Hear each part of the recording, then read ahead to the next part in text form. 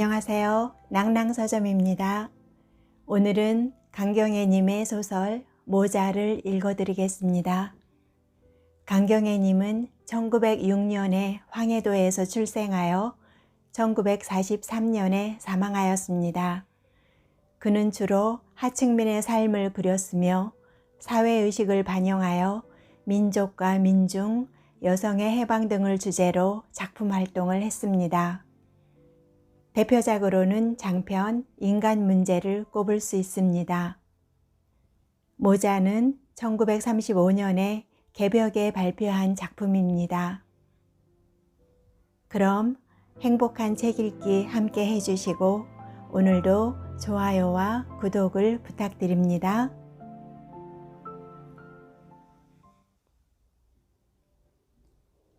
모자 강경애. 눈이 펄펄 나르는 오늘 아침에 승호의 어머니는 백일 기침에 신음하는 어린 승호를 둘러엎고 문 밖을 나섰다. 그가 중국인 상점 앞을 지나칠 때 며칠 전에 어멈을 그만두고 쫓기어 나오듯이 친가로 정신없이 가던 자신을 굽어보며 오늘 또 친가에서 외모와 싸움을 하고 이렇게 나오게 되니 이젠 갈 곳이 없는 듯 하였다. 그나마 그의 외모는 말할 것도 없지만 아버지만 쳐다보고 그대로 딸 자식이니 몇 해는 그만두고라도 몇 달은 보아주려니 보다도 승호의 백일 기침이 낫기까지는 있게 되려니 하였다가 그 역시 남인 애인애보다도 못하지 않음을 그는 눈물겹게 생각하였다. 어디로 가나? 그는 우뚝 섰다. 사람들은 부절히 그의 옆으로 지나친다. 그는 멍하니 하늘을 쳐다보면서 이제야말로 원수같이 지내던 시영네 집에나마 머리 숙여 들어가지 않을 수가 없었다. 그렇게 생각하고 나니 자신은 도수장에 들어가는 소 모양으로 온몸이 부르르거리고 차마 발길을 떼어놓을 수가 없었다. 그러나 한편으로 생각하면 비록 그의 남편은 이미 죽었지만 남편의 뒤를 이을 이 승호가 있지 않은가. 이 승호야말로 친가에서보다도 시영네 집에서는 유리한 조건이 되지 않는가. 조카 자식도 자식이지. 오냐 가자 하고 그는 억지로 발을 떼어 놓았다. 더구나 시영네는 방금 약방을 펼쳐놓고 있으니 들어가기가 어려워서 그렇지 그가 들어가기만 하면 승호의 이 기침도 곧 나아질 것 같았다. 그는 용기가 났다. 아무러한 모욕을 주더라도 꿀꺽 참자 하고 느려지는 발길에 힘을 주었다.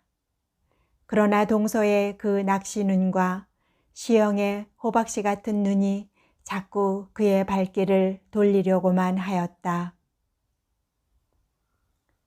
만주사변 전만 하여도 시영이 자기의 남편을 하늘같이 떠받치었으며 그래서 자기들까지도 시영이 군말 없이 생활비를 대주었던 것이나 일단 만주사변이 일어나고 그리고 이 용정사회가 돌변하면서부터는 시영도 마음이 변하여 끔찍하게 알던 그 아우를 밤낮으로 욕질을 해가며 역시 자기네 모자를 한결같이 대하였다. 그래서 일체 생활비도 대주지 않는 까닭에 승호의 어머니는 남의 어멈으로 들어가게 되었던 것이다. 그리고 특히 1년 전에 남편이 객지에서 죽었다는 기별이 왔을 때 시영은 오히려 좋아하는 눈치를 보였기 때문에 승호 어머니는 있는 악이 다 치밀어서 큰 싸움을 하게 되었으며 그 후로는 아주 발길을 끊고 말았던 것이다. 그런데 오늘 이렇게 그가 머리 숙여 들어간 데야 시영네 내외가 물론 덜 좋아할 것을 뻔히 아는 터이고 해서 그는 이렇게 주저하고 망설이지 않고는 견디지 못하였다. 가만히 엎드려 있던 승호는 갑자기 머리를 들며 그 몹쓸 기침발을 또 내어놓았다. 그리고 기침에 못 이겨서 숨이 꼴깍 넘어가는 소리를 한다. 그는 얼른 승호를 앞으로 돌려 안으며 승호의 볼 위에 볼을 맞대고 몸을 부르르 떨었다. 승호야, 아가. 그는 안타까워서 이렇게 부르르 승호의 입에 그의 입술을 대고 입김을 흠뻑 빨았다. 그것은 아들의 백일 기침이 자기에게로 옮아오고 말았으면 하는 생각으로 그는 언제나 승호가 기침을 내놓을 때마다 이렇게 하곤 하였다. 그리고는 승호가 기침한 지가 한참이 지나도록 하지 않으면 그가 입김을 빠른 효과가 나는가 하여 가슴을 태우다가 번번이 그 기침발을 또 만나곤 하였던 것이다. 승호의 기침이 좀 진정된 뒤에야 그는 다시 걸었다. 어느덧 시영 내 담모퉁이로 들어섰다. 그는 멈칫 섰다. 시영이 왜 왔느냐고 물으면 뭐라고 하나?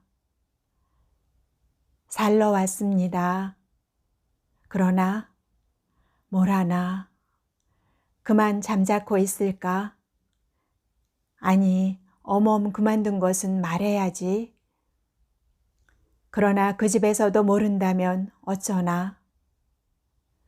그는 어떤 지하에나 떨어지는 듯 아찔하여 그만 돌아섰다. 차라리 그렇게 될 바에는 아예 들어가지도 말았으면 하였다. 그러나 그러고 보니 갈 곳이 없다. 그만 오늘 밤이나 누구네 집에 가서 자고서 눈이나 그치거든 어디로든지 갈까? 그때 애인의 집에서 쫓겨 나오던 광경을 머리에 그리며 남이야 다 갔지. 누가 우리 모자를 하룻밤인들 재울 소냐. 이 몹쓸 기침에 걸린 우리 승호를 나 이외에 누가 좋다고 할 사람이 어디 있어. 그나마 자식값에 가니 그래도 시영이 낫겠지. 가서 말이나 해보자. 설마 한들 내쫓을까? 그는 다시 발길을 옮겼다. 발길은 점점 무거워오며 자꾸 망설이게 된다. 그리고 승호가 시영과 마주 앉아 이야기할 때 그 기침을 하면 어쩌나. 그래서 다소 불쌍한 마음이 들어 집에 두려고 했다가도 그만 그 기침에 놀라 딱 잡아떼면 어떻게 하나. 좀 기다려서 승호가 기침을 한 후에 들어가야지. 그는 우뚝 서서 승호가 기침을 하기를 고대하였다. 이렇게 바람이 차고 눈 오는 날에 밖에 오래 있는 것이 승호에게 해롭다는 것을 모르는 것은 아니지만 그는 이렇게 망설이며 가슴을 졸이지 않을 수가 없었다. 승호야, 너 큰아버지 앞에서 기침을 참아야 한다. 그래야 한다. 자는 듯이 엎드려 있는 승호의 등을 가볍게 두드리며 이렇게 애원하다시피 하였다. 그는 멈칫 섰다. 시영내 문이 눈에 선듯 띄었던 것이다. 그리고 새로 페인트 칠을 한 시영내 대문은 그가 오래간만에 왔다는 것을 말해주는 듯 그는 뛰는 가슴을 쥐며 또다시 망설였다.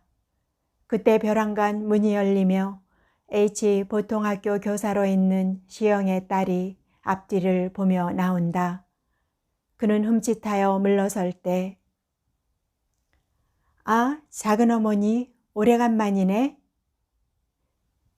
눈같이 흰 얼굴에 부드러운 외투 깃털이 살짝살짝 스친다.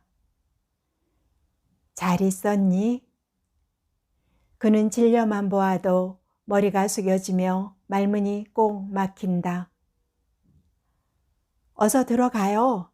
승호는 좌우? 질려는 곁으로 오는 채 하더니 도로 물러선다. 난 저기 다녀올게. 작은 어머니 어서 들어가요. 나 오기 전에 가면 못 써요, 작은 어머니. 진려의 음성은 몹시도 명랑하였다. 그때 그는 진료를 붙들고 이런 사정을 해볼까 하는 생각도 들었으나 진료는 말을 마치자 생긋 웃어 보이고 돌아서 간다. 그는 하는 수 없이 문 안으로 들어섰다. 신발 소리를 들었음인지 맞동서의 낚시눈이 유리창으로 나타난다.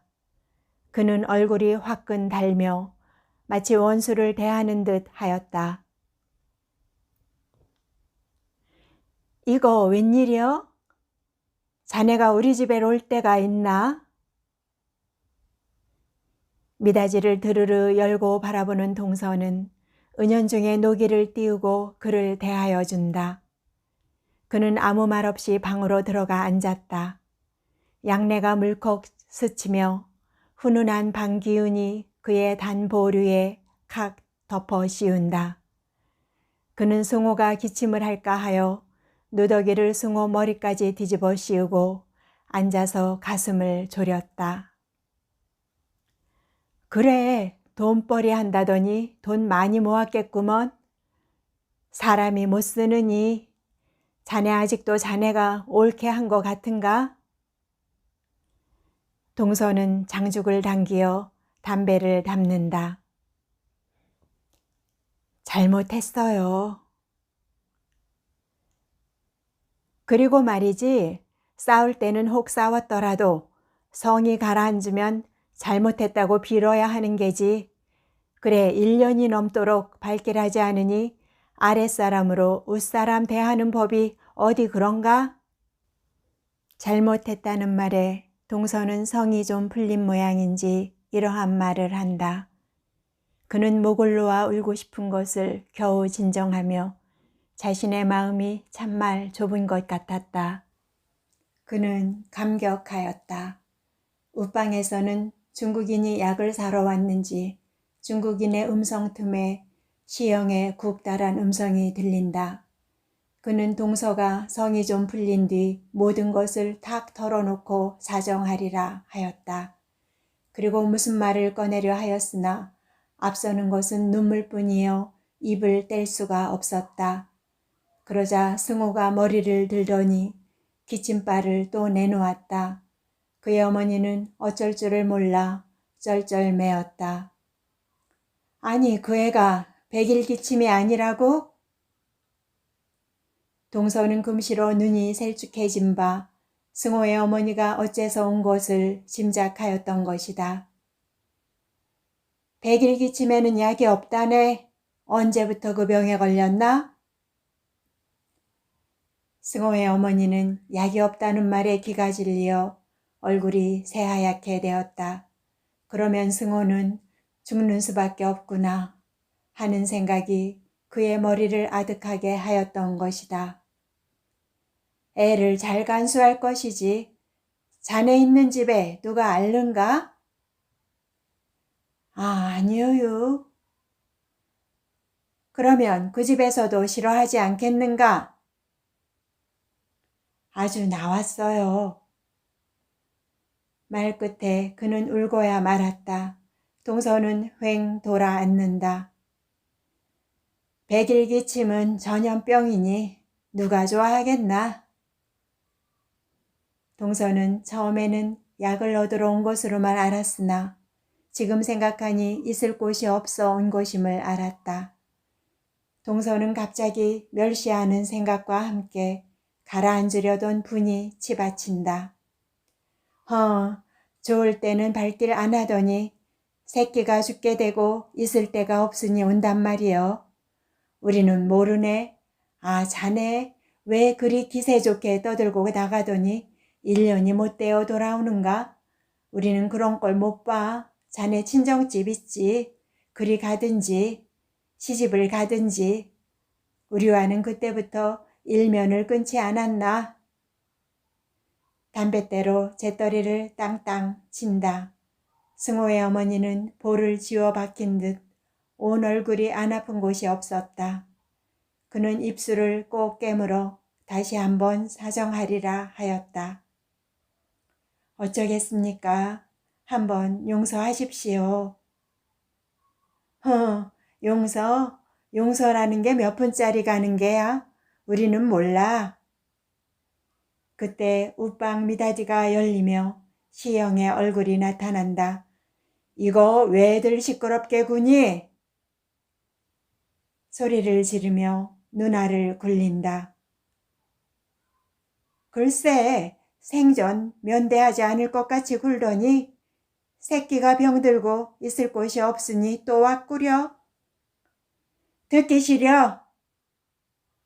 시영은 소리를 냅다 자르며 미닫이를 도로 닫는다. 그나마 실끝같이 믿었던 시영조차도 저 모양이다. 그는 벌떡 일어났다. 잘들 살아요. 그는 미친 듯이 밖으로 뛰어나왔다. 그는 정신없이 행길까지 나왔다.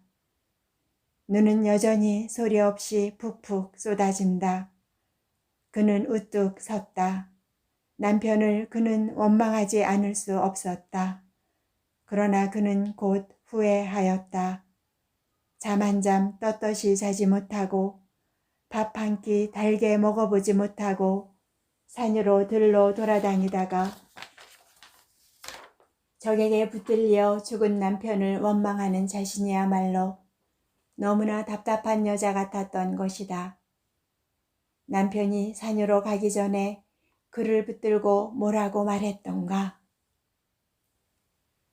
우리는 아무리 잘 살고자 하나 잘 살 수가 없다. 고 하던 남편의 말이 그때는 무슨 말인가 하였으나 그가 살아올수록 남편의 말이 옳은 것 같았다. 아니 옳은 것이다. 승호에게도 우리는 그렇게 가르쳐야 하오. 남편의 말, 그 남편을 잃은 자신은 어떻게 해야 좋을까? 남편이 살았을 때는 아무러한 고생을 하여도 그래도 희망이 떠나지 않더니 지금에야 그는 무슨 희망이 있으랴. 그저 앞이 캄캄한 것 뿐이었다. 그는 우뚝 섰다. 이런 생각을 하니 그런지 남편의 그 눈, 그 입모습이 자꾸 떠올라서 그는 소리쳐 울고 싶었던 것이다. 그는 떨어지는 눈송이를 멍하니 바라보았다. 그리고 저 눈송이가 혹시 기침에 약이 되지 않을까 하는 생각에 넙적넙적 입을 벌리고 눈송이를 받았다. 그때 그는 시영네 방에서 맞던 양내를 얼핏 생각하며 혀끝이 섬뜩해지는 눈송이를 느꼈다. 그리고 무정하게 말하던 동서의 말이 떠올라 그는 눈을 무섭게 떴다. 다음 순간에 그는 승호가 이 몹쓸 바람을 쐬어서 더 기침을 하게 되면 어쩌나 하는 불안에 그는 머리에 썼던 수건을 벗어 승호를 씌웠다. 그리고 걸었다. 어디로 가나? 아무 데라도 가지. 그저 용정만 벗어나자. 인심이 야박한 이 용정만 떠나서 자기네 모자와 같은 이러한 군경에 있는 사람들이야말로 자기네 모자를 박대하지는 않을 것 같았다. 이렇게 생각하고 나니 남편이 처음 떠나노라는 그 산이 문득 생각이 난다. 아니 어딜 가세요? 글쎄 말이나 해요. 그의 안타까워 묻던 말, 남편은 묵묵히 앉았다가 산으로 가우. 남편의 말, 어느 산? 그저 산이라고만 알아두지. 그 후부터 그는 멀리 바라보이는 산을 유정하게 바라보게 되었으며 누구의 입에서나 산이 어떻다는 말만 들어도 그는 가슴이 뛰곤 하였던 것이다. 산. 남편은 필시 어느 산인지는 모르나 산으로 갔을 것만은 틀림없었고 그래서 죽는 때까지도 산에서 산으로 옮겨 다니다가 X에 붙들렸을 것이라 하였다. 그는 눈을 들었다. 눈송이에 묻히어 잘 보이지 않는 저 산. 꿈같이 아득히 보이는 저 산. 자기네 모자는 산으로 갈 곳밖에 없는 듯 하였다. 가자, 승호야. 아버지를 따라. 그는 흥분에 겨워 이렇게 말하였다. 그렇게 생각하니 그런지 저 산에 가면 남편의 해골이나마 대할 것 같고, 그리고 죽으면서 자기네 모자에게 남긴 말이나 얻어 들을 것 같았다. 그는 힘이 부쩍 났다. 눈송이 송이는 그의 타는 듯한 볼에 떨어지고 또 떨어진다. 한참 후에 그는 휘휘 돌아보았다. 보이는 것은 이 눈에 묻힌 끝도 없는 들뿐이요, 아무도 없는 듯 하였다. 오직 자기네 모자와 그나마 자기네 모자로 하여금 희망을 가지게 하는 산뿐이었다. 그러나 그 산은 웬일인지 앞으로 가면 갈수록 아득해 보일 뿐이다. 그리고 보니 그의 얼굴도 눈바람에 부딪히어 못 견디게 쓰리고 아팠다. 따라서 그의 전신에 활알 붙는 듯 하던 열도 흔적도 없이 사라지고, 자기는 쓸데없는 환영을 쫓고 있었다는 것을 그는 후회하면서 돌아보았다. 용정은 보이지 않았으며 벌써 2리 3리 가량이나 온 듯 하였다. 그는 돌아갈까도 하였다. 그러나 용정으로 돌아가기 전에 먼저 얼어 죽을 것 같았다. 그는 다시 돌아섰다. 가는 데까지 가보자. 그래서 집이 있으면 자고서 내일 어떻게 하더라도 우선 가자. 그는 발길을 옮기며 어딘가 집이 있는가를 살폈다. 이제부터는 확실히 날이 어두워가는 것임을 그는 알았을 때 그는 한층 더 조급하였다. 그리고 그는 인가를 찾아 헤매었다. 승호는 몇 번이든지 된 기침을 하였다. 그는 기침에도 관심하지 않고 오직 인가만 찾았다. 그가 이 길이 초행이 아니요 늘 다니던 길이므로 이 길 고피를 지나가면 마을이 있을 것을 짐작하나 웬일인지 그 길 고피를 다 지나와도 집이란 없고 그저 눈에 묻힌 들뿐이었다. 한참이나 이렇게 헤매이던 그는 그가 필시 길을 잘못 들은 것이라고 해서 눈을 똑바로 뜨고 두루 살펴보았으나 어디가 어딘지를 짐작하는 수가 없었다. 그저 무서운 바람 속에 현기증을 일으킬 만큼 빛나는, 아니 그의 머리를 흔드는 흰 눈뿐이었다. 그는 우뚝 섰다. 그리고 눈에 손을 갖다 대었다. 눈을 부비고자 함이었다. 그러나 손은 마치 나무로 만든 손 같았으며 힘으로 움직일 수가 없었다. 그는 정신이 바짝 들었다. 자기가 지금 죽어가는 것이 아닐까 하는 생각이 번개같이 들었던 것이다. 그는 손발을 자꾸 놀려보며 승호를 불러도 보았다. 그러나 그는 이러하고 있을 때가 아니라 하여 앞으로 걸었다. 그때 그는 저 멀리 인가 같은 것이 보이는 듯해서 허방지방 뛰어왔다. 그러나 역시 인가가 아니요 눈을 이뒤집어 쓰고 있는 기둥 몇 개였다. 그는 놀랐다. 이 집 터가 마차 정류소 터이었던 것을 알 수가 있었다. 그런데 기둥 몇 개만 남고 일이 되지 않았는가. 그는 그때 토벌란에 농촌의 집이란 대개가 다 탔던 말을 얼른 생각하며 전신의 맥이 탁 풀리었다. 그는 어쩔 줄을 몰랐다. 그리고 저 앞에 높은 토성을 가지고 있던 중국인의 집을 살펴보았다.